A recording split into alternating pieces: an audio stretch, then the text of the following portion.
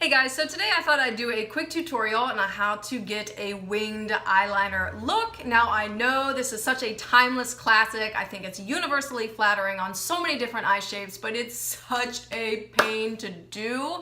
I mean, let's face it, we all have good intentions and we think we're gonna get this really sleek line and then we end up looking like Amy Winehouse, which is what none of us want.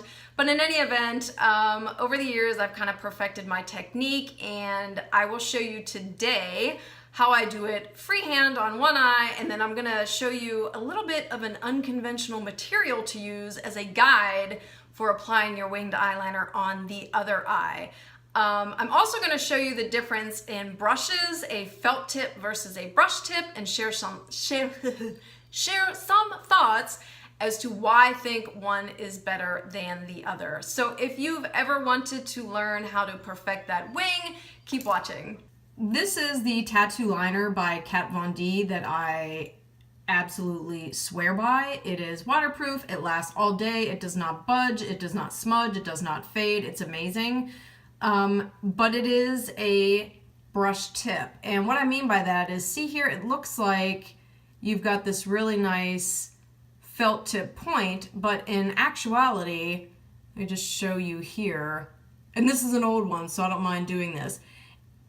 It's really just a bunch of tiny bristles gathered together. So what that does is, not only does it allow you to get a really fine tip, but then the pigment is constantly being dispersed through all of those little brushes. So you have less of a chance of skipping, you have less of a chance that your tip is going to dry out like a typical felt tip liner does.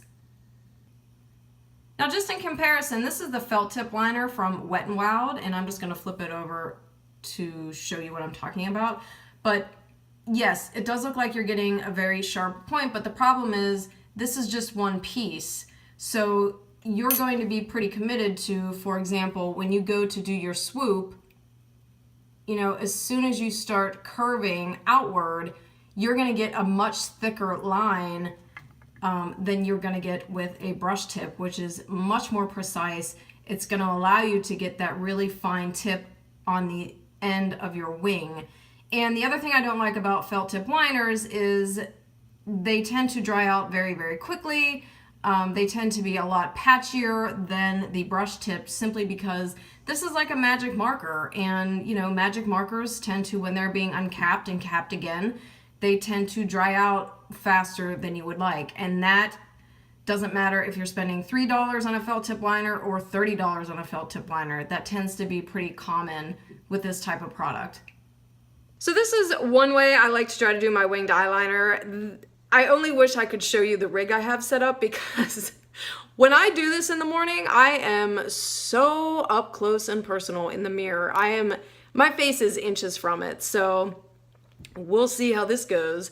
But again, I just want to make sure I have my Kat Von D tattoo liner. I want to make sure the tip is nice and fine at the end. That's why you constantly see me with this type of demarcation on my thumb, because I'm always just dragging the tip along to make sure I have the finest of points.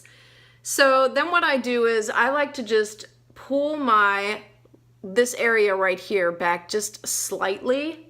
I'm just aiming towards the tip of my eyebrow, because when my wing flicks out, I want it obviously to be going in that direction, and again, that's just going to lift the eye. So make sure I have it. I'm obsessive about getting a really fine tip on my eyeliner, because otherwise your wing, like the end, it tends to get into Amy Winehouse territory, and we don't want that, but it happens all the time.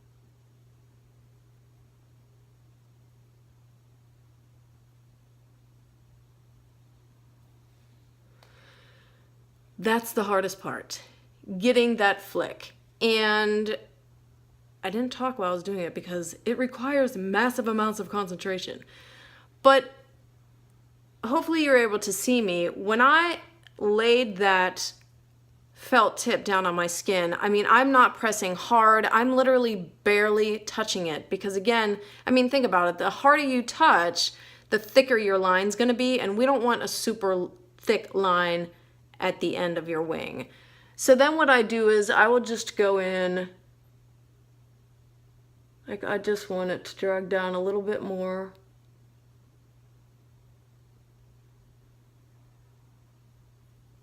And this is really hard. It's so much easier when I'm in the bathroom. So right now you have the flick of your wing. That's what I was trying to think of. You have the flick of your wing, which is the most difficult part. Now, again, because my eyes are hooded, what I like to do is I will then close my eyes, and all you're doing from this point on is basically connecting the dots, if you will.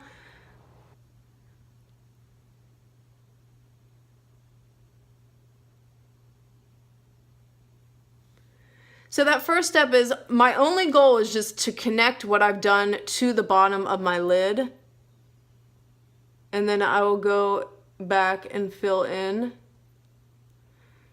And then from here, it's just a matter of determining, okay, based on your eye shape, where do you want that line to start? Now, I feel like a good rule of thumb is the end of your pupil. In other words, I'm sorry, not your pupil, your cornea, the colored part of your eye, where it's closest to your inner corner. That's basically where you want to start.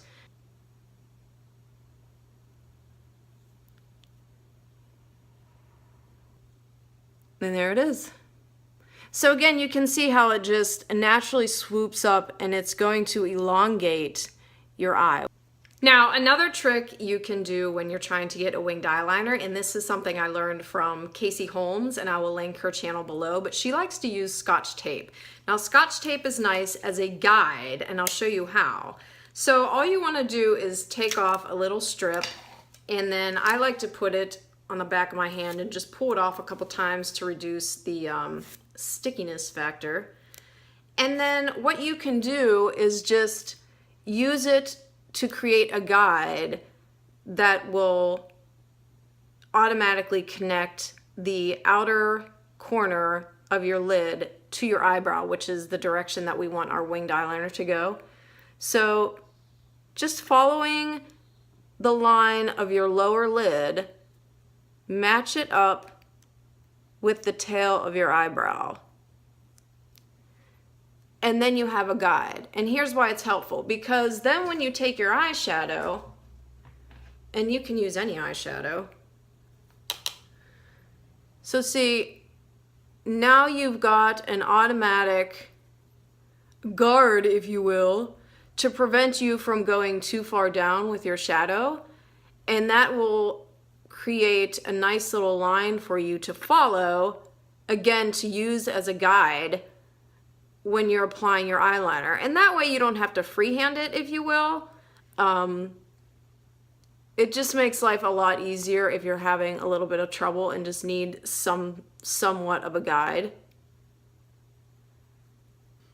Okay, so I finished applying my eyeshadow, and now all you have to do is just gently remove the Scotch tape, and see, you have a really nice defined line, and that can serve as a guide when you're applying your eyeliner.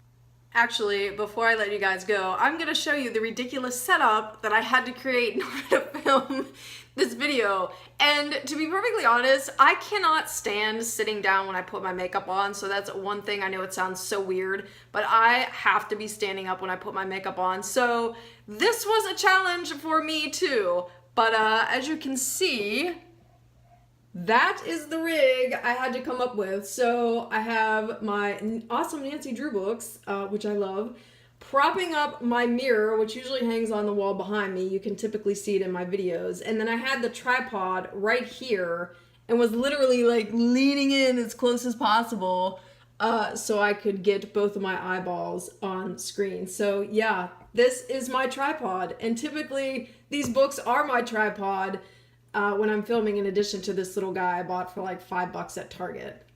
Okay, can I just tell you that there is nothing that feels any better when you're filming than getting back on camera with your entire face on. Thank you so much for watching. I hope you found some of these tips helpful. Remember too, whenever you're trying something new, especially as it pertains to makeup, try it at nighttime, because that way if you're trying to get your winged eyeliner and you mess up, who cares? You're about to wash your face off anyway. And I'll tell you what, it sure beats trying to do it in the morning before your day starts, because we've all been there where we mess up and then your entire look is ruined and then you've got to redo and then you're late getting to your destination by half an hour or so. So in any event, thank you so much for watching and I will see you in the next one. Bye.